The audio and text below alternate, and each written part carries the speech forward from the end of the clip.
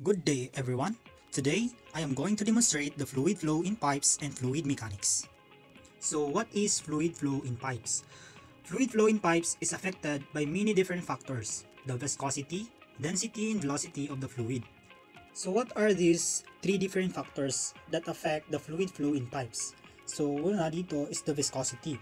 So viscosity is a measure of fluid's resistance to flow. So in scientific explanation, kapag mas mataas yung viscosity, it means higher the resistance and slower the flow rates. So changes in temperature can also affect the viscosity. Typically, as temperature increases, the viscosity decreases for liquids. Compared to density, na kapag mas mataas yung density ng liquid, it can result in greater pressure drops along the pipe due to increased mass of the fluid being transported. Here are the sample problem in solving fluid flow in pipes. Water is to be delivered at 0.04 cubic meter per second to point B on the ground, 500 meters away from the reservoir. Determine the smallest diameter of pipe that can be used. So first, let us get all the given data.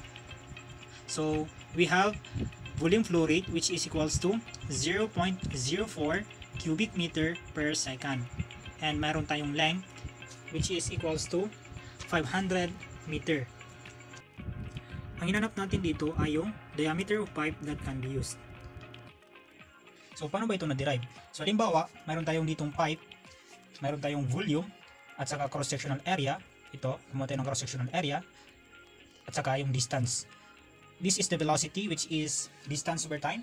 So alam natin na ang volume is the product of the area times the distance, and yung volume flow rate natin is volume over time.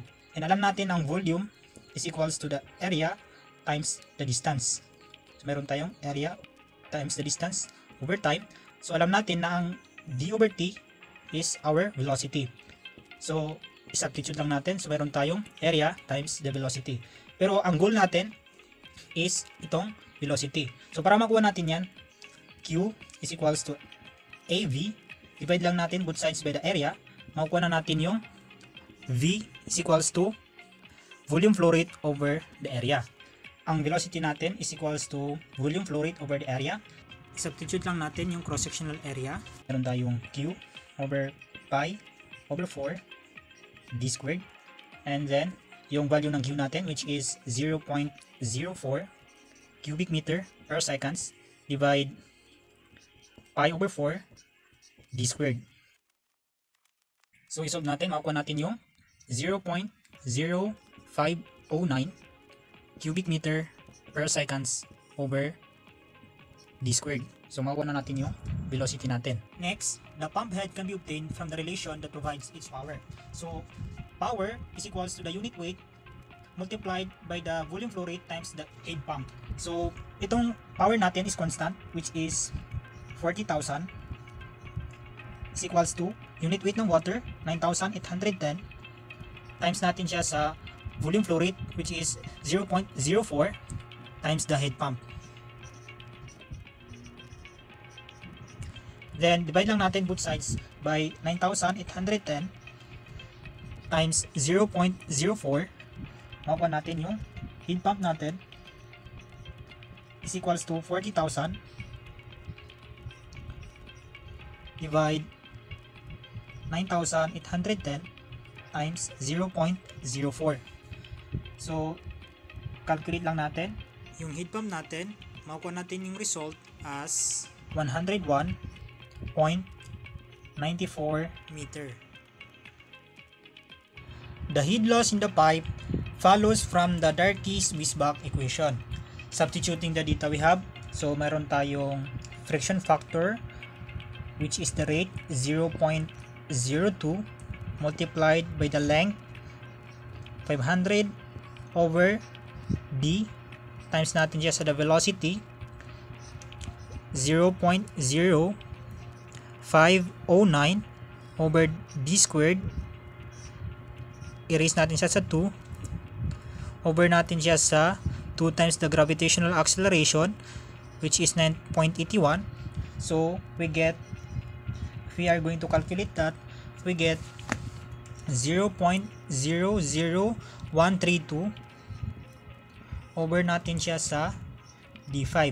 Finally, we can now solve for our D, which is the diameter. So, ang heat pump natin is equals to 101.94. Heat pump is also equals to the heat loss. So, substitute lang natin. 101.94 is equals to 0.00132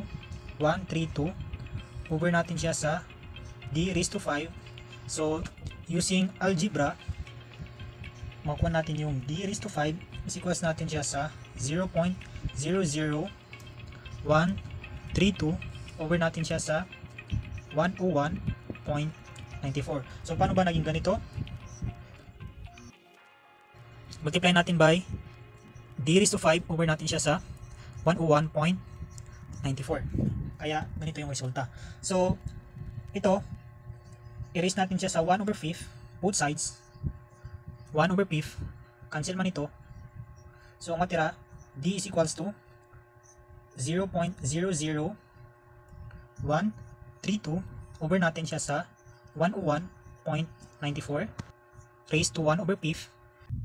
So, i-calculate natin, makukuha natin ang D is equals to 0.105 meter. Convert natin into centimeter, D is equals to 10.5 centimeter. So, nakuha natin yung diameter of the pipe that can be used.